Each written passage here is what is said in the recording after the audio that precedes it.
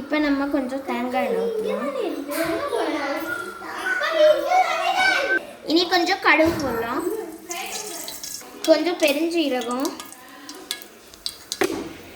கொஞ்சம் ஜீரகம், இனி கொஞ்சம் கறிவேப்பிலை, இனி கொஞ்சம் சின்ன உள்ளி போடுவோம்.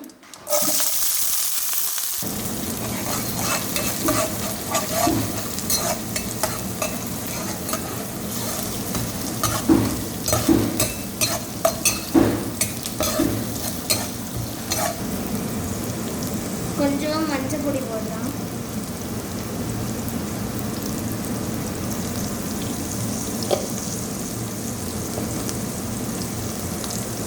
கொஞ்சம் உப்பும் போடலாம்,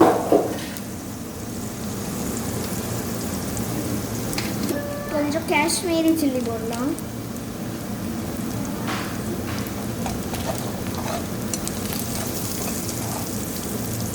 கொஞ்சம் ஜீரகப்பொடி போடலாம்,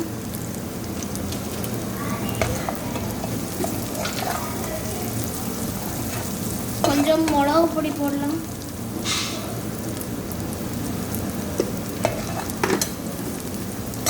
கொஞ்சம் மல்லிப்பொடி போடலாம்,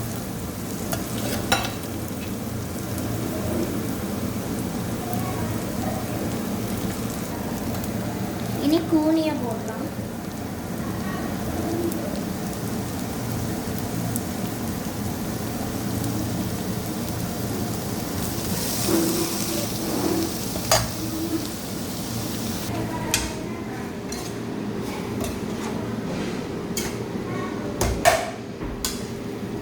இதை எப்படி கழுவணும்னா, நான் முதல்ல இதை அரிப்பில் கொஞ்சம் இதை வச்சு கழுவிட்டு, அதுக்கப்புறம் நல்லா கழுவி எல்லாம் எடுத்துட்டு, அப்புறம் மஞ்சள் பொடியும் உப்பும் போட்டு திருப்பி எல்லாம் விரசி அப்புறம் திருப்பியும் கழுவிட்டு அப்புறம் ரெடி ஆகும்.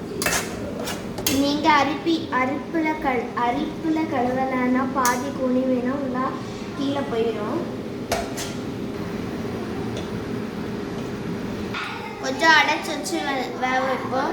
அதுக்கப்புறம் இப்போ நம்ம மசாலாவை அரைக்கலாம்.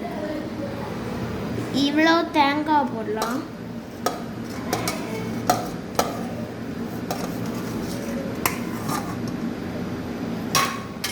இனி பூண்டும் இல்லை இஞ்சியும் போடலாம்,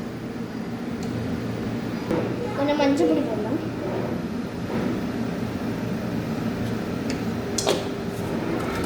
கொஞ்சம் உப்பு போடலாம், கொஞ்சம் ஜீரகம் போடலாம். இது இவ்வளோத்தையும் அரைச்சி கொண்டுடலாம்,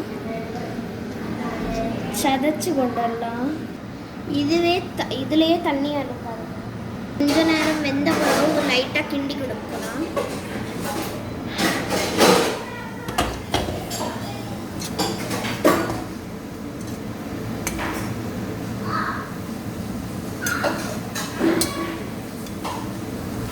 இனி கொஞ்சம் முருங்கைக்காயில் போடலாம்,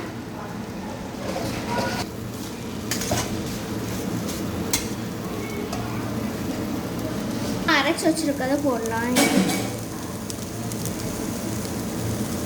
பொடிச்சு வச்சிருக்கத. இப்போ கூனி பொடி ரெடி ஆயாச்சு. தேங்க்யூ ஃபார் வாட்சிங் our video. Like, share and subscribe our channel.